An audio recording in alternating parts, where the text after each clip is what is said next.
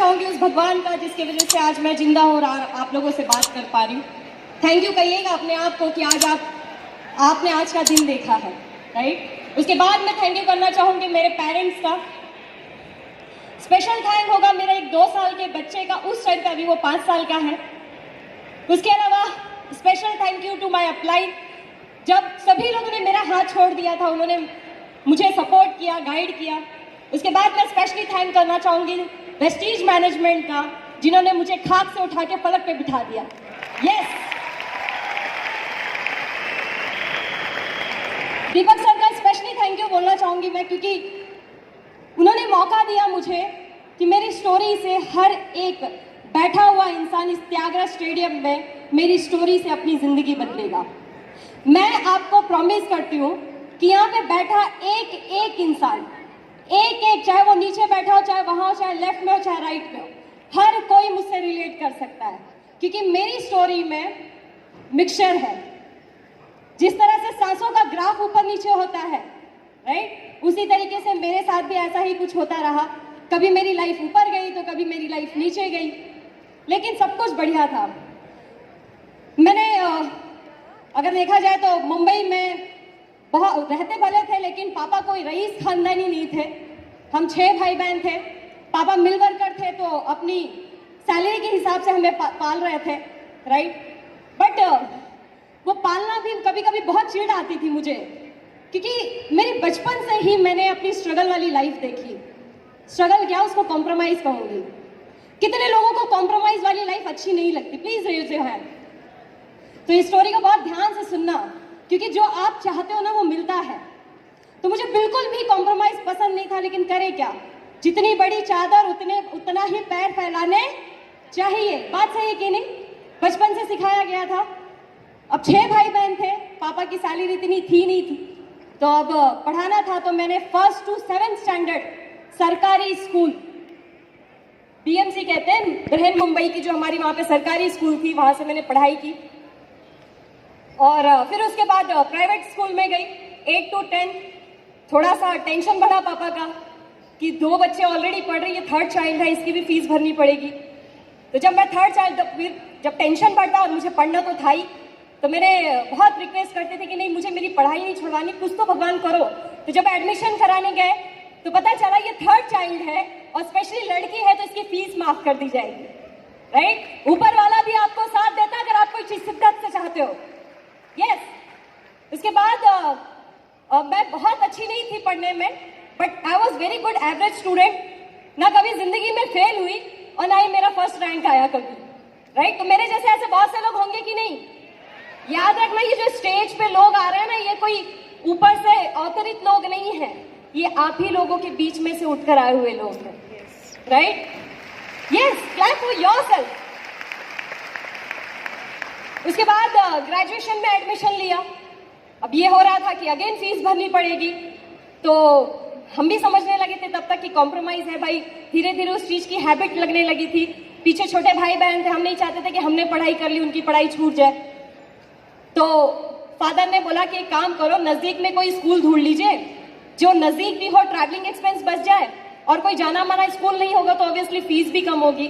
तो वहां से मैंने स्कूलिंग कर ली, अपना ग्रेजुएशन कंप्लीट किया। ग्रेजुएशन को जो 3rd ईयर होता है ना, सर ने कहा ना, वो रियल मायने वो 3rd ईयर का हार्ट बीट बनना शुरू होता है कि एग्जैक्टली आपको करना क्या है। मेरे कुछ फ्रेंड्स थे जो मुझसे सीनियर थे। जब मैं 2nd ईयर में थी, वो 3rd ईयर में थे। जब हम 3rd ईयर में गए तब तक वो पास आउट करके निकले, और ग्रेजुएशन के बाद जब उनको नौकरी लगी तो किसी की सैलरी 10,000 से ज्यादा नहीं थी, राइट। तब समझ में आ गया कि अगर ग्रेजुएशन करके 10,000 ही कमाना है तो इससे अच्छा भिखारी बन जाते, उससे ज्यादा कमा लेते हम, राइट। फिर मैंने कहा नहीं, इससे तो काम नहीं चलेगा। भैया, जो मेरे से बड़े भैया थे, वो देखते थे बहुत एम्बिशियस है, जिंदगी में एक्चुअली बहुत कुछ बड़ा करना चाहती है। तो उन्होंने पापा से रिक्वेस्ट की कि ग्रेजुएशन के बाद उसको कुछ कराएंगे। तो देखो, कोई भी फादर, कोई भी मदर नहीं चाहते कि उनका बच्चा अच्छी लाइफस्टाइल से दूर रह जाए, बट करे क्या, पॉकेट जितना अलाउ करेगा उतना ही करेंगे, राइट। सो ग्रेजुएशन कैसे कैसे खत्म किया। उसके बाद मैंने भैया को कहा मुझे करना है आगे, मुझे पढ़ाई करनी है, मुझे मुझे नहीं जीना है कॉम्प्रोमाइज वाली जिंदगी, क्योंकि बचपन से वही कॉम्प्रोमाइज देख देख के, क्योंकि मुझे याद है 2 कोइंसिडेंस ऐसे हुए थे। I was very good in dance school time में, when I was in 8th standard. School में भरतनाट्यम डांस अकेडमी के कुछ लोग आए, उन्होंने ऑडिशन लिया और मैंने उस ऑडिशन में क्लियर किया और उन्होंने कहा कि इसको अगर आप ज्वाइन करना चाहते यू हैव टू पे सम फीस। मुझे वो दिन इसीलिए इतनी अच्छी तरह याद है क्योंकि जब पापा ने मुझे मना किया ना फीस ना होने के लिए, मैं लगातार कुछ 6 दिन रोई थी। होंगे मेरे जैसे ऐसे बहुत सारे लोग जिन्होंने पैसे ना होने की वजह से कितने सारे अपने ड्रीम तोड़े होंगे। लेडीज, यस, एक बार और ऐसे ही वाक्य आया। ग्रेजुएशन के बाद मैं और भैया गए MBA का। मैंने कहा कि सभी लोग कुछ ना कुछ कर रहे हैं क्योंकि ग्रेजुएट्स की वैल्यू नहीं है, तो कहा गया चलो MBA कर लेते हैं। मैं और भैया जब MBA की इंफॉर्मेशन निकालने गए, सच बताऊं तो जिस बिजनेस स्कूल हम जहां गए थे उस गली को हमने फिर लाइफ में कभी टच ही नहीं किया, उस गली से पास ही नहीं होते थे, क्योंकि उन्होंने सब पूरी डिटेल दी। कहा कि आपकी एंट्रेंस फीस होगी करीबन 20,000 एंट्रेंस एग्जाम की, और पूरे इंटायर कोर्स की जो फीस होगी वो होगी लगभग 3 लाख रुपए। तो हम तो डर गए, पापा के पास गए। पापा ने कहा कि देखो मैं VRS लेने वाला हूं, वैसे भी मिल्स बंद हो रही हैं, पैसे तो है नहीं, तुमको पढ़ाऊंगा कैसे? यहाँ पे ले दे के सारा पैसा 5 लाख के आसपास आने, अगर तुमको ही 3 लाख रुपया लगा दिया तो बाकी की जिंदगी कैसे कटेगी? बट फिर भी भैया ने बहुत रिक्वेस्ट की पापा को, और उन्होंने कहा नहीं, ये यूपी से हम बिलोंग करते हैं और यूपी में तो लड़कियां ऐसी होती कि शादी करके बच्चे पैदा करती है और घर देखती है बस, लेकिन ये एम्बिशियस है, मैंने इसके एम्बिशन को देखा है। एक काम करिए, मैं नहीं पढ़ना चाहता हूँ आगे, मैं ग्रेजुएशन करके भी खुश हूँ, आप इसको कुछ करा दीजिए, मुझे पूरा यकीन है जिंदगी में कुछ बड़ा करेगी। तो स्पेशली मेरे भाई का भी कहीं ना कहीं बहुत बड़ा रोल रहा है मेरी जिंदगी में।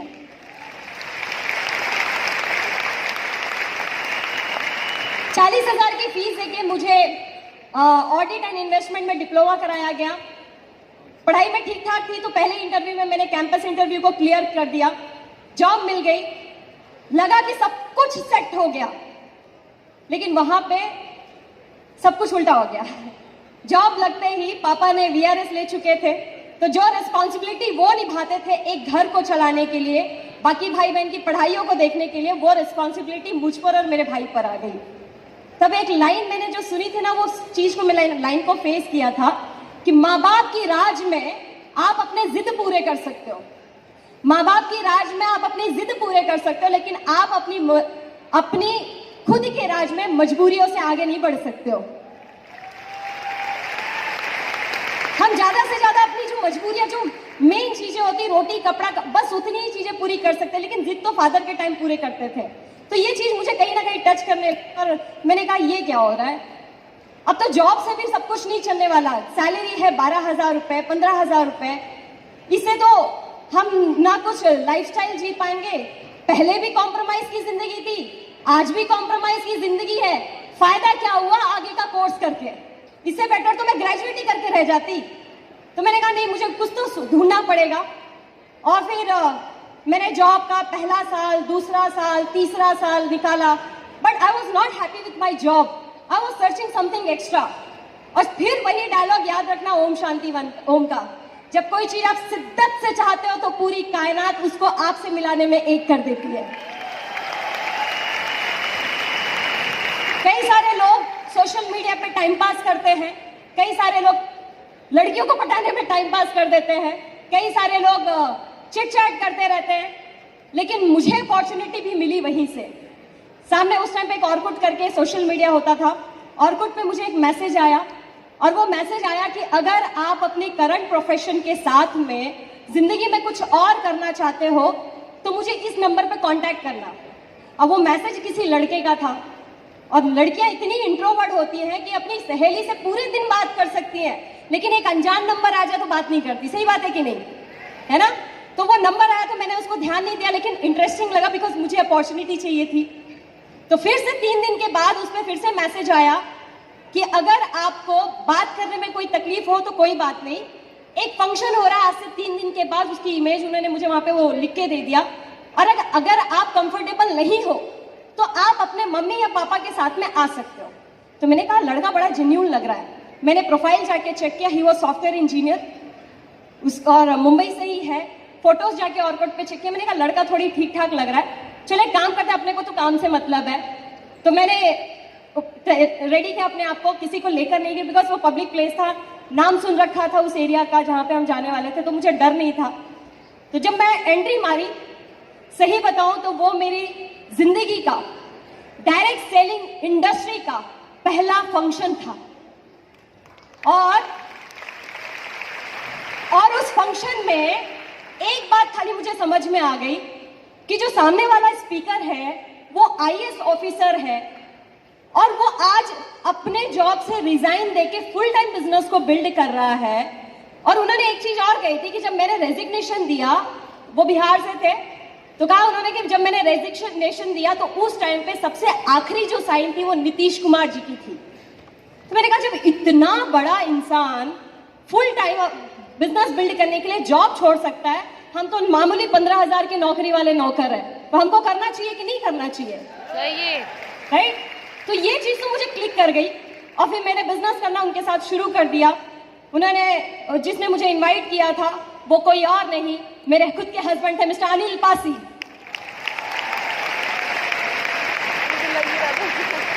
हमने फुल टाइम जॉब को देखते थे, पार्ट टाइम बिजनेस को बिल्ड करते थे। करते 3 महीना 4 महीना जाने लगा और उसके बाद होता है ना, एक जवान लड़की एक जवान लड़का जब मिलते हैं, 9 से 9 मिलते तो क्या होता है? प्यार हो जाता है, राइट? तो प्यार हमारा ऐसा नहीं था कि हम आइसक्रीम खाए, प्यार हमारा ऐसा नहीं था कि हम मूवी देखें, प्यार हमारा ऐसा नहीं था कि हम किसी झाड़ के नीचे कुछ जाके करें। हम एक दूसरे के वर्क एथिक्स को प्यार करते थे। रिलेट करना मेरी बात को। हम एक दूसरे के एम्बिशन को प्यार करते थे, हम एक दूसरे की रिस्पॉन्सिबिलिटीज को प्यार करते थे। लेकिन ये बिजनेस अगेन डुप्लीकेशन का है। सीरियस लीडर्स थे, भले शुरू में पैसे नहीं आ रहे थे, बट लीडर्स हम सीरियस थे। समझ में आ गया ये डुप्लीकेशन का बिजनेस। अगर पता चला अपलाइन डाउनलाइन प्यार करके शादियां करें तो पता चला बिजनेस साइट पे और ये टेस्टिमोनियल खुल गया है ना, वो matrimonial.com हो जाएगा। तो हमने कहा नहीं ये तो गलत हो जाएगा, गलत मैसेज जाएगा। तो एक काम करते हैं, हमने किसी थर्ड पर्सन के जरिए अपने पेरेंट्स की बात को पहुंचा दी कि हम एक दूसरे को लाइक करते हैं, एम्बिशियस है, तो हम शादी करना चाहते हैं। पेरेंट्स ने देखा बहुत बढ़िया है, ये लोग एक दूसरे को कंप्लीट कर सकते हैं। उन्होंने अपने तरफ बात की, मैंने अपने तरफ बात की और हम खुद ही बीच में आके एक पंडित की तरह हमने शादी कर ली। मतलब किसी थर्ड पर्सन की जरूरत नहीं पड़ी, हमने पेरेंट्स को बता दिया शादी हो गई। लेकिन शादी के बाद जो जिंदगी हुई ना, सच में कहूं वो मेरे लिए अनएक्सपेक्टेड थी। जितनी कॉम्प्रोमाइज वाली जिंदगी मैंने शादी के पहले देखी थी, उसके एग्जैक्टली अपोजिट मेरा शादी के बाद हुआ। मैंने कभी नहीं सोचा था कि मैं मुंबई के बाहर कभी घूमने जाऊंगी। ज्यादा से ज्यादा हम अपने ननिहाल यूपी घूमने जाते थे, वो भी स्लीपर क्लास में। कभी कभी अगर टिकट नहीं मिलती थी तो हम जनरल कंपार्टमेंट में भी जाते थे। तो उससे ज्यादा कभी हमने दुनिया देखी ही नहीं थी। और 12,000 कमा रहे तो उसमें घर देखेंगे कि हम घूमेंगे। लेकिन शादी के बाद उनका सबसे पहला गिफ्ट आया नैनीताल का हनीमून टूर। एक लड़की जो बिल्कुल सपना नहीं देख रही थी, उसको इतनी सारी चीजें मिलने लगी। क्यों?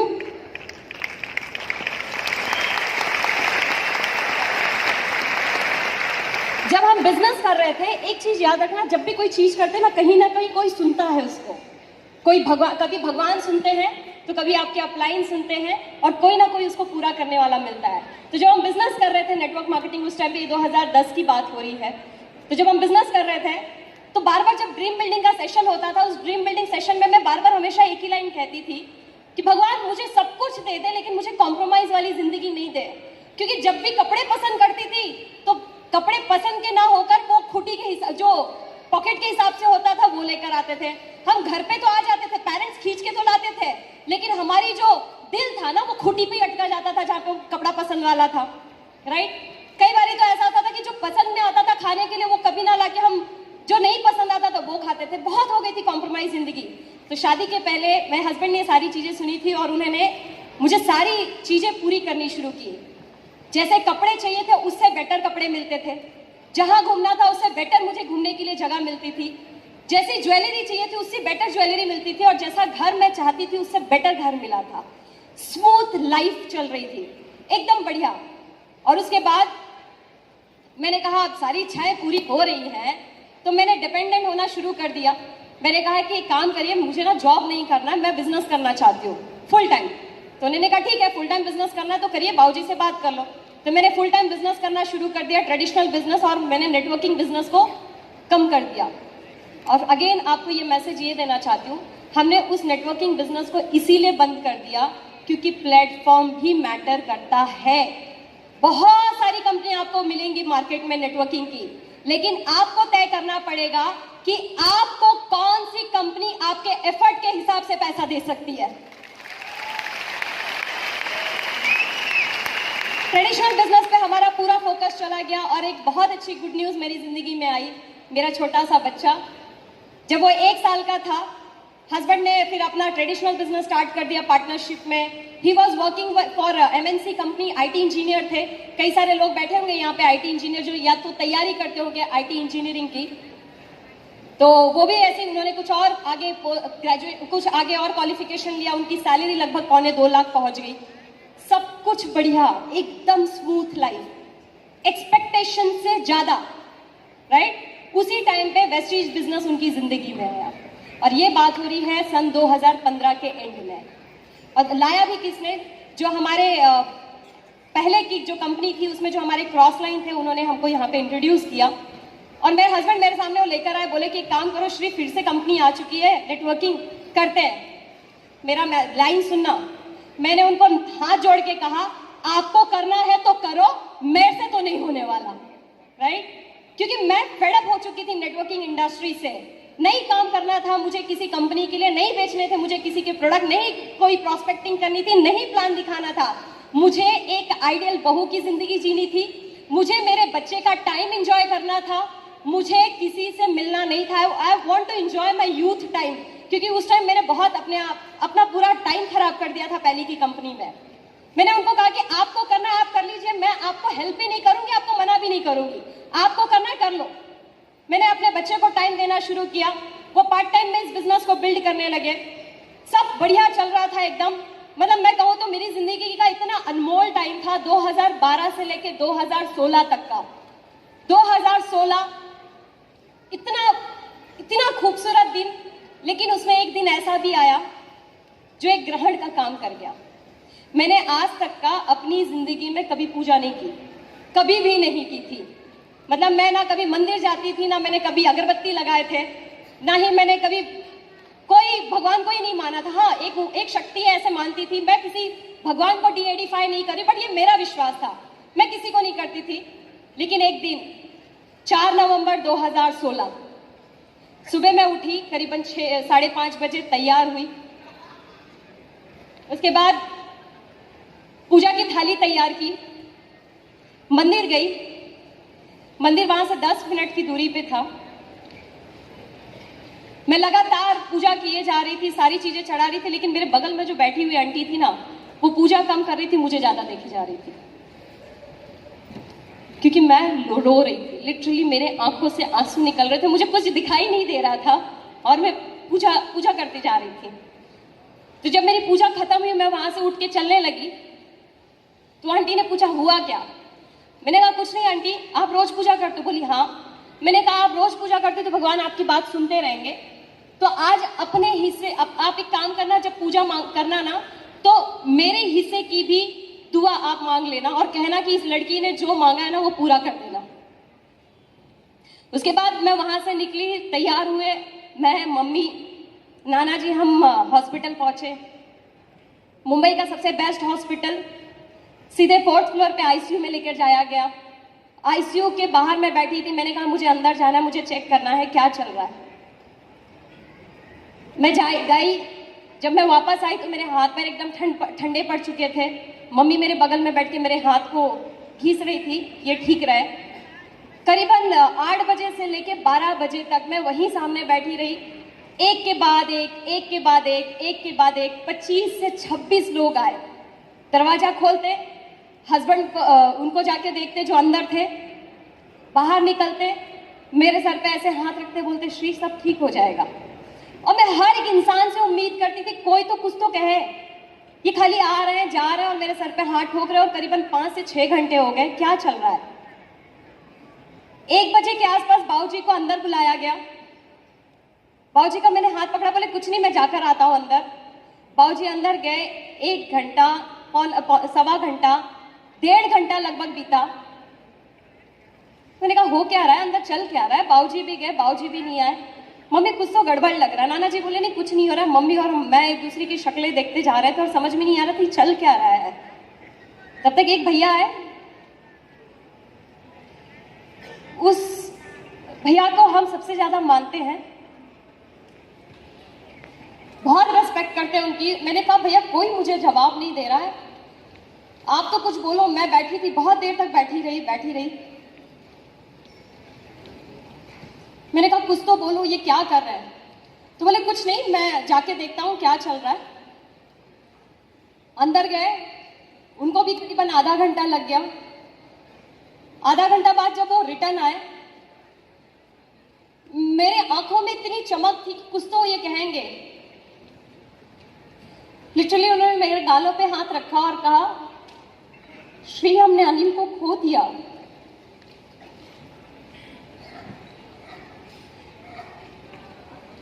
जिस इंसान को मैं 8 दिन पहले खुद लेकर जाके एडमिट किया, मुझे खुद को नहीं पता था कि मैं उस इंसान को खो दूंगी आज।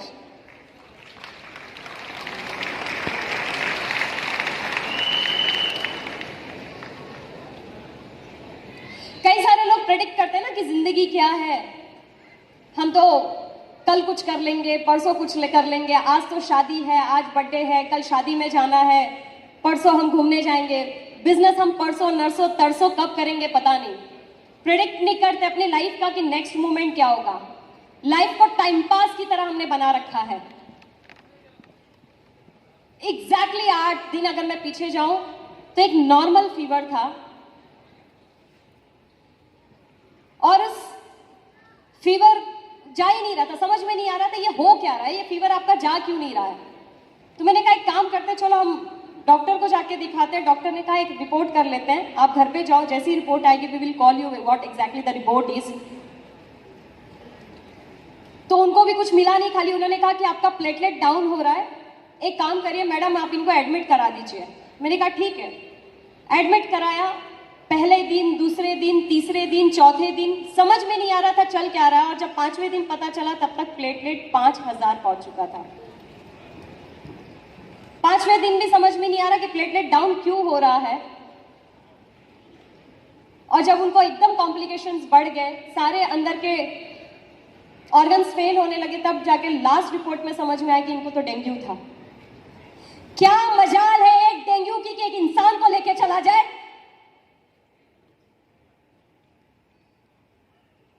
क्या मजाल है एक बीमारी की जो ऐसे इंसान को लेके चला जाए जो आपके घर का सबसे रिस्पॉन्सिबल पर्सन था।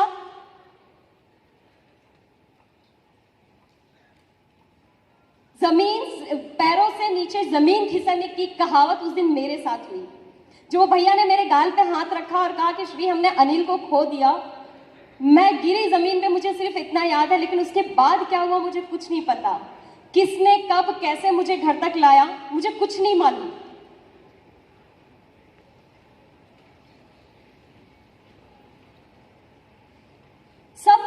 सब कुछ पता नहीं कितने देर तक क्या चला, और लेकिन मुझे इतना याद है कि जब मैं जागी तो मुझे थप्पड़ पे थप्पड़ मारे जा रहे थे, बहुत देर तक थप्पड़ मारे जा रहे थे। और उन्होंने कहा कि इसको उठाते हैं, अनिल की डेड बॉडी तो देख ले एटलीस्ट ये लड़की, और अगर हमने इसको नहीं उठाया तो ये मर जाएगी जिंदा ऐसी। मुझे जब होश आया तो मैं बाहर गई, हिला रही हूं, उनको मार रही हूं, उठाने की कोशिश कर रही हूं कि एक लास्ट उम्मीद तो कहीं से कुछ दिखे, कोई चांस नहीं। और मेरे सामने से वो इंसान जिसने मेरे सारी लाइफ को बदल के रख दिया था, उसको इस तरह से उठा के लेके जाया गया।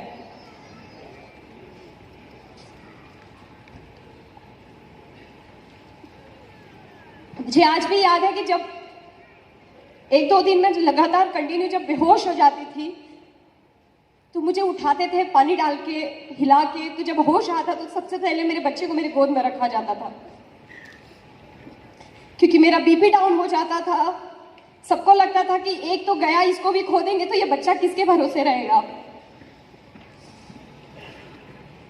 उसको मेरी गोद में रखा जाए, बार बार और कहते थे कि यही तेरा अनिल है, यही तेरा प्यार है और यही तेरी जिंदगी है। अब यकीन मानो तो आज मेरे बच्चे की वजह से आज मैं स्टेज पे हूँ।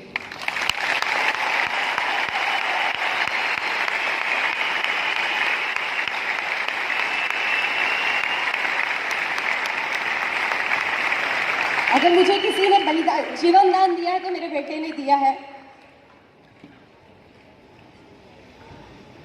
1 महीना, 2 महीना, 3 महीना, 4 महीना कैसे गुजरा कुछ पता नहीं, लेकिन जब घर चलाने की बात आती तो कोई बाहर का नहीं आएगा। लोग अपना घर नहीं चला पा रहे हैं तो वो आपका घर कहां से चलाने आएंगे? आपका घर आपको खुद चलाना होगा। और हमारे घर का तो मेन इंसान ही चला जा चुका था जिसके सर पे सारी जिम्मेदारियां थी। बहुत सारे लोगों ने मुझे सलाह दी कि जॉब कर लो। मैं डरती थी। मैंने कहा मेरे हस्बैंड भी तो जॉब करते थे, 2.25 लाख रुपए की कमाई आती थी। जिस जॉब को दिन रात उन्होंने दिया वो सैलरी अब तो 0 हो गई है। कैसे कर लूं जॉब? कुछ लोगों ने कहा कि तुम ट्रेडिशनल बिजनेस का एक्सपीरियंस रखती हो, ट्रेडिशनल बिजनेस कर लो।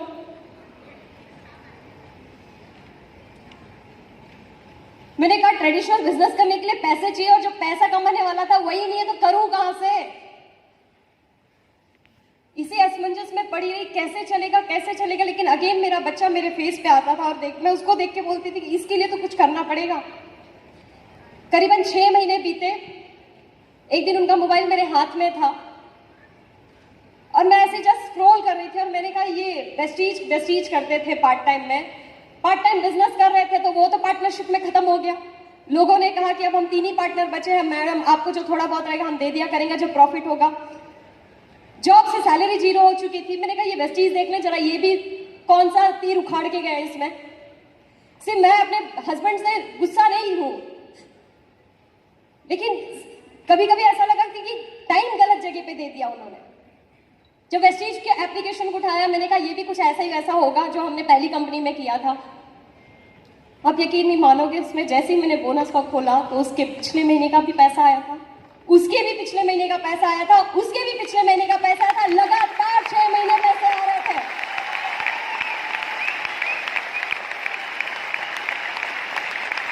जिस बिजनेस को मैंने अछूता समझा था, जिसको मैंने मना किया था, जिसके लिए मैंने तौबा कर दिया था कि मैं नहीं करूंगी, उसी बिजनेस ने आखिरकार मुझे 6 महीने के लिए पालने के पैसे दे दिए। मैंने बुलाया मेरे अपलाइन को, मैंने फोन किया उनको कि सर मुझे बिजनेस कंटिन्यू करना है, क्या आप मेरे साथ हो? तूने कहा श्रेया हम घर पे आके बात करते हैं, ये बिजनेस में कौन कहां से आपको हेल्प कर देगा आपको पता नहीं चलेगा। वो खुद तो आए, लेकिन साथ में इस इंडस्ट्री की बहुत बड़ी लीडिंग लेडी मिस हेतल भोई को भी लेकर आए साथ में। हेतल मैम ने और मेरे हस्बैंड ने साथ में वीएलसी की थी। सोचो मेरे हस्बैंड का 1 रुपया उनको नहीं जाता था, लेकिन वीएलसी की थी। कहीं ना कहीं इस बिजनेस की एक चीज मुझे जो सबसे अच्छी लगती है कि ये एक फैमिली है, ना कि ये एक बिजनेस प्लेटफॉर्म है। मैम ने और सर ने मिलकर मुझे कहा कि ठीक है श्री तुम आगे बढ़ो, हम आपके साथ हैं। सर ने मुझे बिजनेस में सपोर्ट किया, मैम ने मुझे मॉरल सपोर्ट किया। मुझे लगा ये बिजनेस तो मेरे लिए बहुत इजी है, को आराम से कर दूंगी, क्योंकि मेरे पास एक स्टोरी है, हमारे चाहने वाले बहुत हैं, हम बहुत सारे लोगों को चाहते हैं। मैं तो एकदम जब मार्केट में उतरूंगी तो लोग मुझे हाथों हाथ ले लेंगे, श्री आजा साइन करते, प्रोडक्ट दिला, हम करेंगे बिजनेस को। मुझे तो इतना ही ईजी लगा था। मैंने घर पे मनाया माँ बाप को, बच्चे को मैंने कहा कि आप धीरे धीरे मम्मी दादी के पास रुकना शुरू करो। और जब मैंने शुरू किया तो पहले दिन जिसके पास सबसे जो क्लोज थे मेरे हस्बैंड के, सबसे पहले उनके पास ही गई। मुझे लगा था कुछ नहीं तो कम से कम 5-10 हज़ार की तो ज्वाइनिंग हो ही जाएगी। उस बंदे ने सारा प्लान सुना और कहते श्री बंद कर दो इस बिजनेस को, ये अच्छा बिजनेस नहीं है, और तुम तो सिंगल हो, तुमको तो और नहीं करना चाहिए क्योंकि यहाँ पे ये मर्दों का काम है।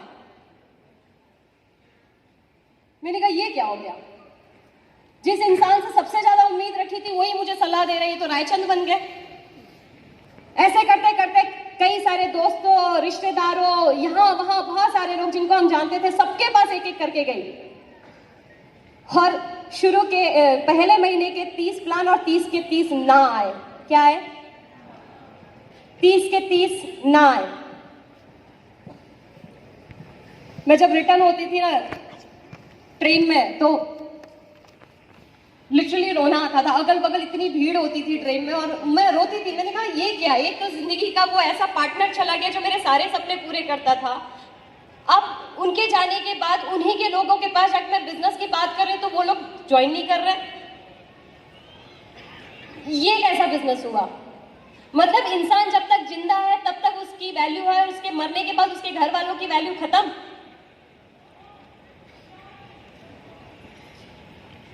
जिनसे सबसे ज्यादा उम्मीद थी उन्होंने सबसे पहले मना कर दिया। मैंने कहा नहीं, अगर ऊपर वाले ने छीना है तो वो देने की भी ताकत रखता है।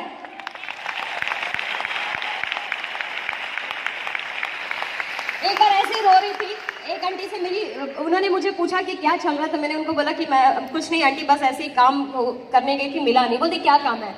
तो उन्हें कहा ठीक है नंबर ले। तो मुझे एक चीज वहां से समझ में आई, लोकल ट्रेन भी तो अपने ही लोग है ना। मैंने फिर लोकल ट्रेन में प्रॉस्पेक्टिंग शुरू की, मैंने बस में प्रॉस्पेक्टिंग करनी शुरू की, मैंने फेसबुक पे प्रॉस्पेक्टिंग करनी शुरू की। करते करते करते करते आज कारवां पहुंच गया है 5,500 लोगों का।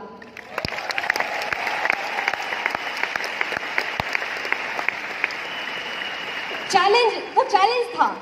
कहते हैं चैलेंज भी उसी को देते हैं जो भगवान चेक करता है कि भाई इसके लिए लायक किरदार कितना बेस्ट है। अगर आपके साथ भी चैलेंज है तो समझ जाना you are the best candidate for that god जिसने आपको चुना है उस चैलेंज के लिए। Because he wants to give the best platform to get successful. मेरे सामने सबसे बड़ा चैलेंज तो मेरा बेटा था, सबसे बड़ा चैलेंज। एक ऐसा बच्चा जो दो साल का है, दूध पी रहा है और मैं उसको छोड़ छोड़ के घर के बाहर जा रही हूँ। दूध पिलाते पिलाते कभी कभी मैं उससे बात करती तो उसको समझ तो नहीं आता था, लेकिन बोलती थी बेटा पापा चले गए, घर को मुझे चलाना है। तुझे देख के मेरा जाने का मन तो नहीं करता, लेकिन अगर मैं घर से नहीं निकली तो जिंदगी ऐसी रह जाएगी। जो मैंने झेला है कॉम्प्रोमाइज की जिंदगी, तुझे तो झेलने नहीं दूंगी मैं। लोग मुझे बोलते थे बच्चे के छोड़ के तुम जाती हो, तुम्हें शर्म नहीं आती? बच्चा रोता है। मैं बोलती हूँ, मैं हमेशा बोलती थी बच्चा आज रो रहा है, वो बड़ा होने के बाद उस चीज को भूल जाएगा कि मैं कभी रोता था मेरी माँ के लिए। लेकिन बड़ा होने के बाद जब वो रोएगा, किसी चीज को मांगेगा, एडमिशन के लिए जब बहुत बड़े पैसे मांगेगा और जब वो पैसे मैं उसे नहीं दे पाऊंगी, उसकी आंख में जो आंसू होंगे वो मैं बर्दाश्त नहीं कर पाऊंगी।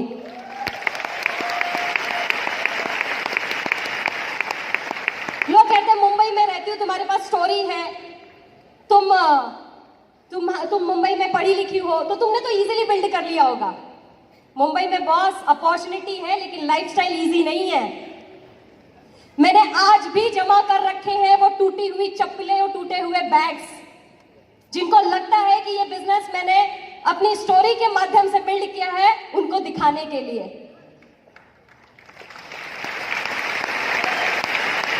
लोकल ट्रेन्स में आप पूरी मेहनत करके चढ़ने के लिए तो चढ़ जाओगे, लेकिन कभी बैग आगे होता है तो कभी हम पीछे होते हैं, कभी हम आगे होते हैं तो बैग पीछे होते हैं। आपने अगर सही तरीके से चढ़ाई नहीं की है तो किसी के नखून लग जाते थे, किसी के मुट्ठे लगते हैं और कई दिनों तक वो कालापन रह जाता है।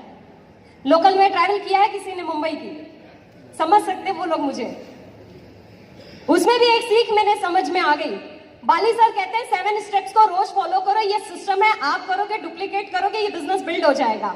मुझे वो सिस्टम वहां पे समझ में आ गया, क्योंकि लोकल ट्रेन में अगर आपको उतरना है तो अपने आगे वाले को खाली पूछ दो दादर, तो उसको खाली ये भी नहीं पूछना है कि उतरोगे क्या, खाली पूछ लो दादर। उसने कहा हाँ, उसने कहा ना तो कोई बात नहीं, अच्छा शायद इस तरफ, इसको पूछ लो दादर, बोलेगा हाँ ठीक है, उसके पीछे खड़े हो जाओ। और जैसे ही ट्रेन रुकती है, जितनी स्पीड में आप उतरना चाहते हो उतरो, नहीं तो अगर आप इधर उधर हो गए तो 2-4 फटके लग जाएंगे, खून निकल जाएगी, वो आपकी जिम्मेदारी। 5 किलो का बैग होता था, जिन लोगों ने कैरी किया उनको पता है। Leading ladies book, car book, demo book, umbrella, water bottle, diary, उसमें कुछ प्रोडक्ट्स जो देने होते, ये सारा बैग मिला के 5 किलो का होता था कंधे के ऊपर। 34 किलोमीटर खड़े होकर हमने ट्रैवलिंग करके बिजनेस को बिल्ड किया है।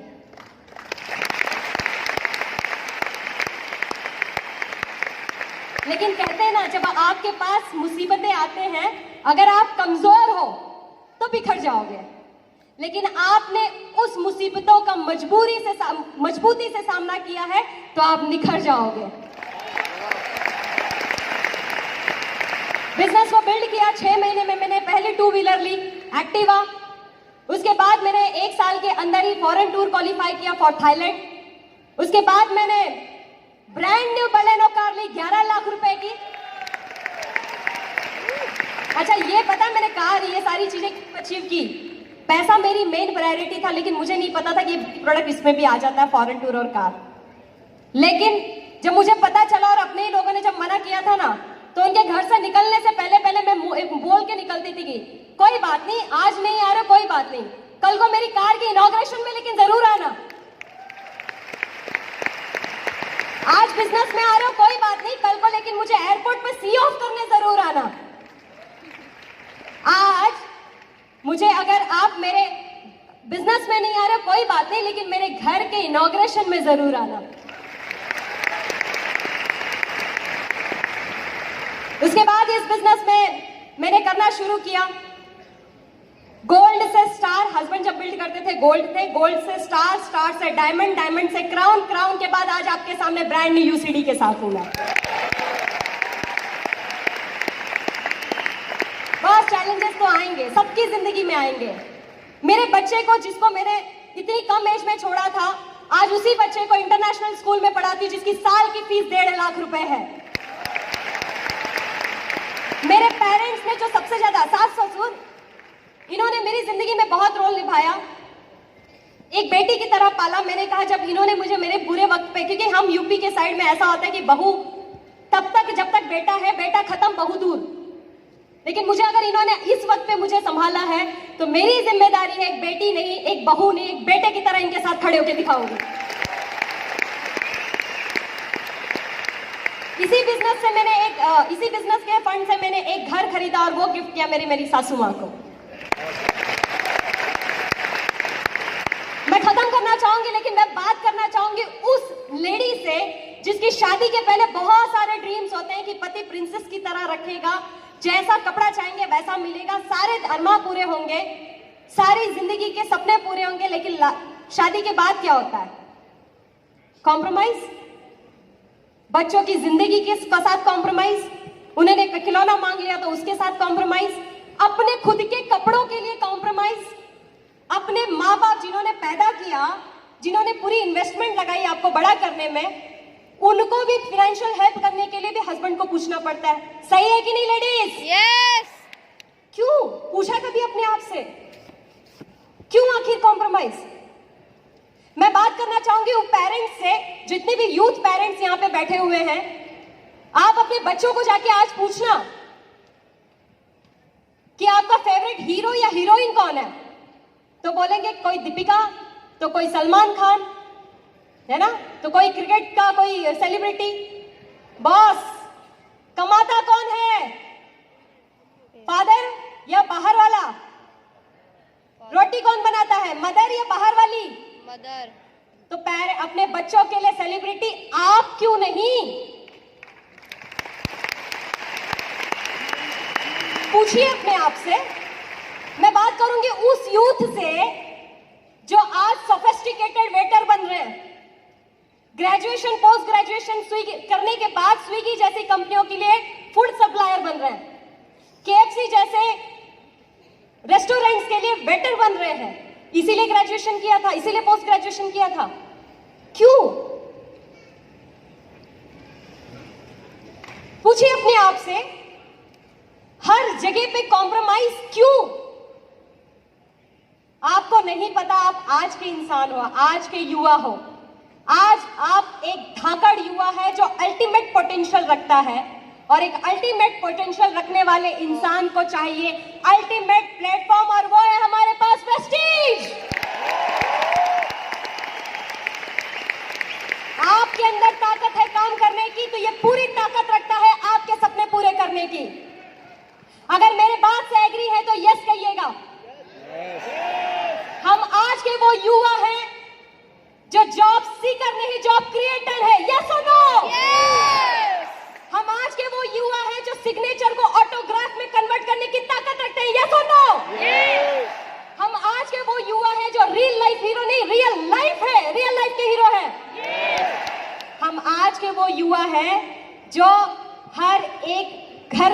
चूल्हा तो अपना घर का तो चूल्हा जलाते ही हैं, लेकिन कई सारे घरों के चूल्हे जलाने की ताकत रखते हैं। यस और नो? और याद रखना एक चीज, हमेशा हमेशा अपने लाइन को याद रखिएगा, और इस लाइन से मैं खत्म करना चाहूंगी because I am taking over time. आंधियों को जहां जिद होगी बिजलियां गिराने की, आंधियों को जहां जिद होगी बिजलियां गिराने की, मुझे भी जिद होगी वहीं अपना आशिया बनाने की। Thank you so much.